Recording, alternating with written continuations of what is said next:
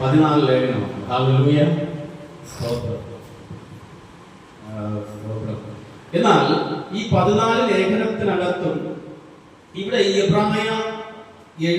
എബ്രായർക്ക് എഴുതിയ ലേഖനം എന്ന് പറയുന്നത് യേശു ക്രിസ്തുവിനെ യഥാർത്ഥമായി വെളിപ്പെടുത്തിയിരിക്കുന്ന ലേഖനമാണ്. യേശു ക്രിസ്തുവിനെ യഥാർത്ഥമായി വെളിപ്പെടുത്തിയിരിക്കുന്ന ലേഖനമാണ്. യേശു ക്രിസ്തുവിലൂടെ ജാതികളായിരിക്കുന്ന നമുക്ക് കിട്ടുന്ന വലിയ അനുഗ്രഹങ്ങളെ കുറിച്ച് നമുക്കിവിടെ കാണുവാൻ കഴിയുന്നു. അങ്ങനെ വലിയ ഈ 13-ാം അധ്യായം നമ്മൾ വായിച്ച് 12-ാം അധ്യായത്തിൽ നമ്മൾ നോക്കുമ്പോൾ അവിടെ ഇങ്ങനെയാണ്: ആകയാൽ നമുക്ക് സാക്ഷികളുടെ ഇത്ര വലിയൊരു സമൂഹം നമുക്ക് ചുറ്റും നിൽക്കുന്നത് കൊണ്ട് സകല പാപവും മുറുകെ പറ്റുന്ന പാപവും വിട്ട് നമുക്ക് മുൻപിൽ വച്ചിരിക്കുന്ന ഓട്ടം സ്ഥിരതയോടെ ഓടുക.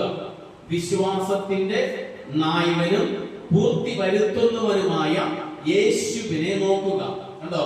വിശ്വാസത്തിന്റെ നായകനും പൂർത്തി വരുത്തുന്നവനുമായ യേശുവിനെ നോക്കുക. തന്റെ മുൻപിൽ വച്ചിരിക്കുന്ന സന്തോഷം ഓർത്ത് അവൻ അപമാനം അലക്ഷ്യമാക്കി ക്രൂശിനെ സഹിക്കുകയും ദൈവസിംഹാസനത്തിന്റെ വലത്തുഭാഗത്ത് ഇരിക്കുകയും ചെയ്യുന്നു.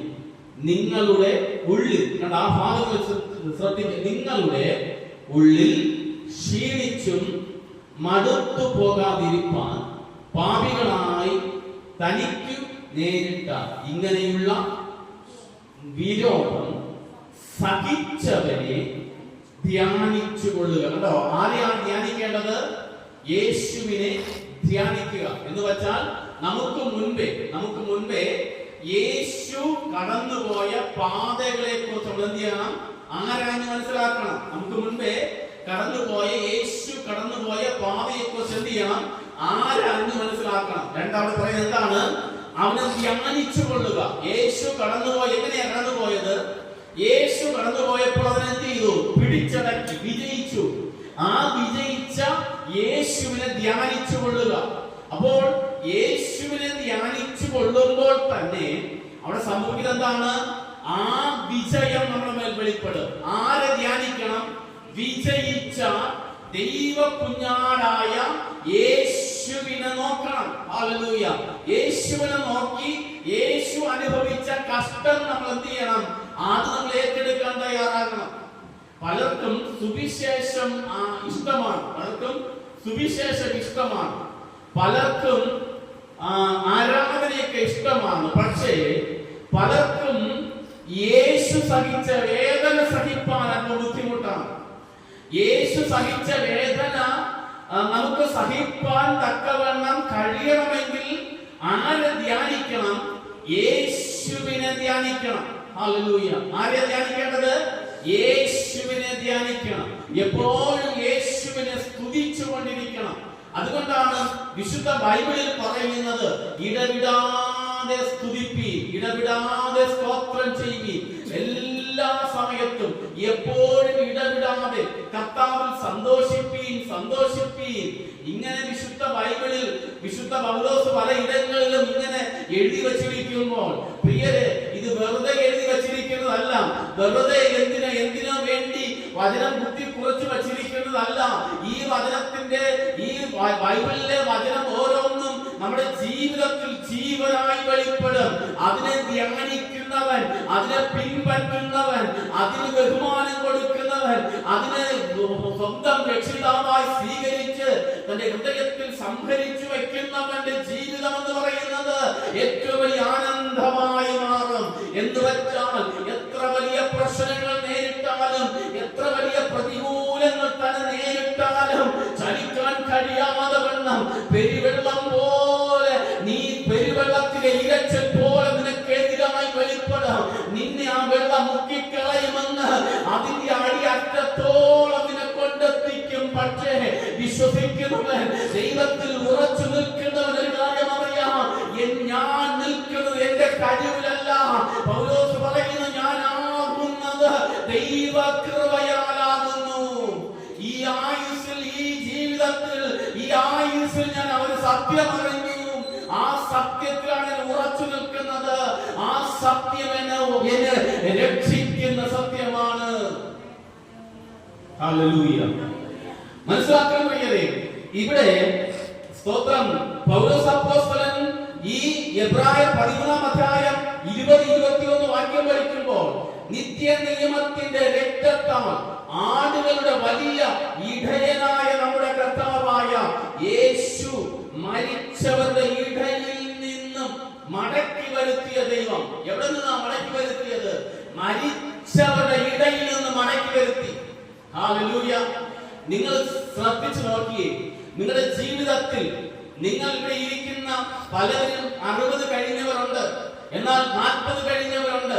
എന്നാൽ നിങ്ങൾ ചിന്തിച്ചു നോക്കിയേ, നിങ്ങളുടെ ജീവിത അനുഭവത്തിൽ 60 കഴിഞ്ഞവരോട് ഞാൻ ചോദിക്കുകയാണ്, 60 വയസ്സ് വരെ നിങ്ങൾ കണ്ടിട്ടുണ്ടോ ഒരു മനുഷ്യൻ മരിച്ച് അടക്കം ചെയ്തതിനു ശേഷം മടങ്ങി വന്ന ചരിത്രം നിങ്ങൾ കേട്ടിട്ടുണ്ടോ? നിങ്ങൾ കണ്ടിട്ടുണ്ടോ? നിങ്ങളുടെ ദേശത്ത് അങ്ങനെ ഒരു അനുഭവം ഉണ്ടായിട്ടുണ്ടോ? എന്നാൽ വിശുദ്ധ ബൈബിൾ വ്യക്തമായി രേഖപ്പെടുത്തിയിരിക്കുന്നു, മരിച്ചവരുടെ ഇടയിൽ നിന്ന് എന്റെ ദൈവം യേശുവിനെ മടക്കി വരുത്തിയെന്ന്. പുനരുത്ഥാനത്തിന്റെ ശക്തി കൊണ്ട് എന്റെ ദൈവം മരിച്ചവരുടെ ഇടയിൽ നിന്ന് അവനെ മടക്കി വരുത്തി. ജീവനുള്ളവനായി അവൻ മടങ്ങി വന്നു. പുനരുത്ഥാനത്തിന്റെ ശക്തിയോടുകൂടെ അവൻ മടങ്ങി വന്നു. അവൻ ആദ്യനും അന്ത്യനുമാണ്. അവന്റെ വചനം ഒരു നാളും മാറിപ്പോകുകയില്ല. അവന്റെ വചനം അറ്റുപോവുകയില്ല. അത് കൂട്ടി തുന്നുന്ന വചനമാണ്. ഇല്ലാത്തതിനെ ഉണ്ടാക്കി കൊടുക്കുന്ന വചനമാണ്. അവൻ മരിച്ചവരുടെ ഇടയിൽ നിന്ന് എന്റെ ദൈവം ക്രിസ്തുവിനെ വിളിച്ചു വരുത്തി. ഹല്ലേലൂയ. സ്തോത്രം. അത് ഒരു കാര്യം വ്യക്തമായി മനസ്സിലാക്കണം. അതുകൊണ്ടാ ദൈവത്തിന്റെ വചനത്തിന് ഇത്ര മഹത്വം. അതുകൊണ്ടാ ഇന്നും ഭൂമിയിൽ രക്ഷകൾ സംഭവിച്ചുകൊണ്ടിരിക്കുന്നത്. ഓരോ ദിവസവും ഓരോ മണിക്കൂറുകൾ കഴിയുമ്പോൾ, ഓരോ സെക്കൻഡുകൾ കഴിയുമ്പോൾ നൂറുകണക്കിന് ജനം ക്രിസ്തുവിനെ അറിയാൻ കാരണമായി തീർന്നത് അവന് മാത്രമേ രക്ഷിക്കപ്പെടുത്തുവാൻ കഴിയത്തുള്ളൂ. അവന് മാത്രമേ രക്ഷിക്കാൻ കഴിയത്തുള്ളൂ. അവന് മാത്രമേ മരിച്ചതിന് ശേഷം ഒരു ജീവിതം കൊടുക്കാൻ കഴിയത്തുള്ളൂ. Praise the Lord. ഹല്ലേലൂയ. നമ്മൾ മനസ്സിലാക്കണം. അതുകൊണ്ടാ വിശുദ്ധ ബൈബിൾ പറയുന്നത്, അങ്ങനെയാണെങ്കിൽ നമ്മൾ തിരിച്ചറിയണം പ്രിയരേ, ശക്തമായി നമ്മൾ തിരിച്ചറിയണം. നിത്യ നിയമത്തിന്റെ രക്തം, യേശുവിന്റെ രക്തം നിത്യ നിയമത്തിന്റെ രക്തമാണ്. ഹല്ലേലൂയ. സ്തോത്രം. അവിടെ അതുകൊണ്ടാണ് പറയുന്നത്, സ്തോത്രം, ദൈവം നിങ്ങളെ അവന്റെ ഇഷ്ടം ചെയ്യുവാൻ തക്കവണ്ണം. എങ്ങനെയാണ് ദൈവം അവന്റെ ഇഷ്ടം ചെയ്യുവാൻ? നമ്മൾ അറിയണം, നമ്മൾ മനസ്സിലാക്കണം. ദൈവത്തിന് അവന്റെ ഇഷ്ടം ചെയ്യുവാൻ. ഇവിടെ ഇരിക്കുന്ന നിങ്ങളോട് ഒരു ക്വസ്റ്റ്യൻ. സ്തോത്രം. ദൈവത്തിന്റെ ഇഷ്ടം ചെയ്യാൻ നമ്മൾ മനഃപൂർവ്വമായി നമ്മുടെ ഹൃദയത്തിൽ നിന്ന് മാത്രമേ വരാവൂ. നമ്മൾ വെറുതെ ആളുകളെ ബോധ്യപ്പെടുന്നവരായിട്ടല്ല, നമ്മുടെ ഹൃദയത്തിൽ നിന്ന് നമ്മൾ പറയേണ്ട കാര്യം, നമ്മൾ ചിന്തിച്ച് പറയേണ്ട കാര്യം, ഹൃദയത്തിൽ നിന്ന് നമ്മൾ ചിന്തിച്ച് പറയേണ്ട കാര്യം, മനഃപൂർവ്വമായിട്ടല്ല.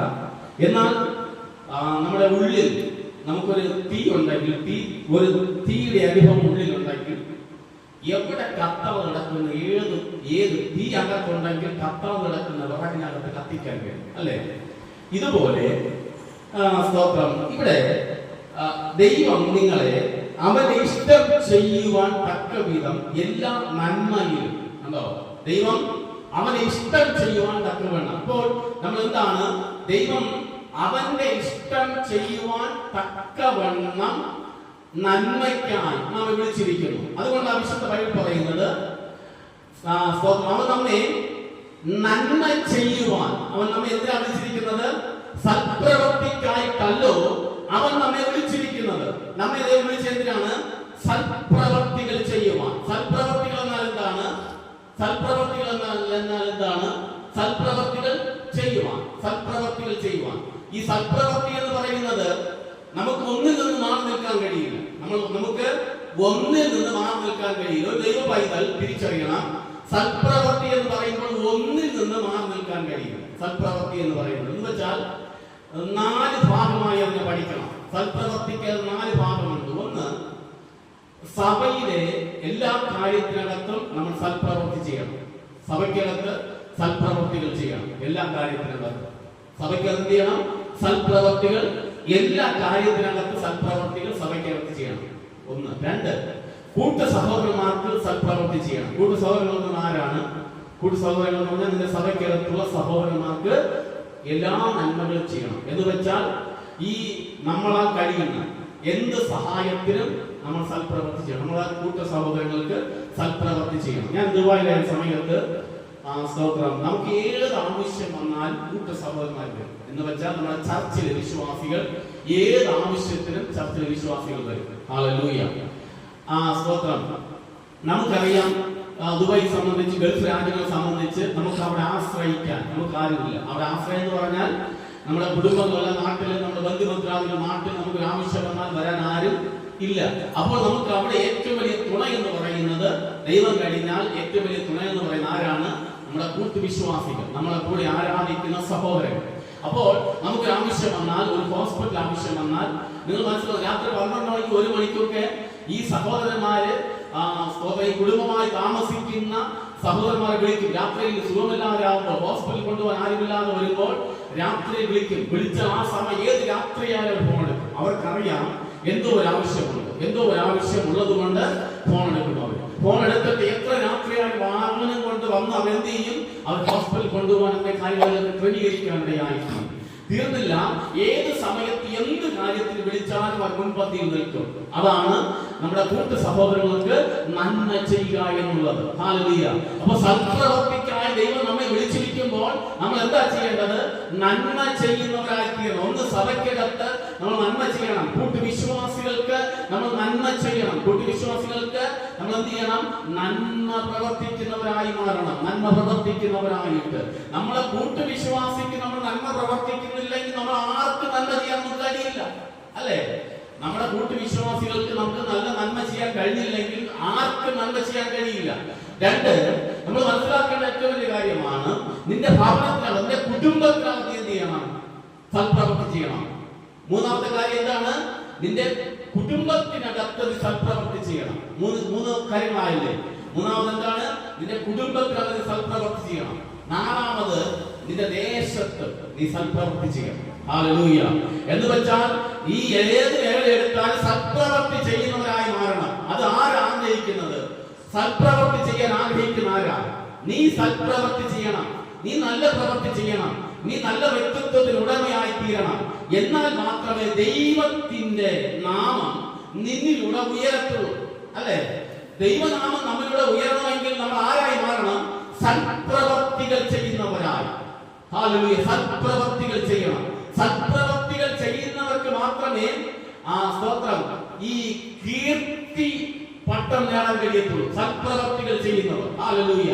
കീർത്തി പട്ടം എന്ന് വെച്ചാൽ സൽപ്രവൃത്തിയിലൂടെ അടുത്ത സ്റ്റെപ്പ് എന്ന് പറയുന്നത് നീ കീർത്തിപ്പെടുക എന്നുള്ളത്. നീ ജീവിച്ചിരുന്നതിന്റെ തെളിവായിട്ട് അടുത്തു വരുന്ന തലമുറ നിന്നെ വാഴ്ത്തും.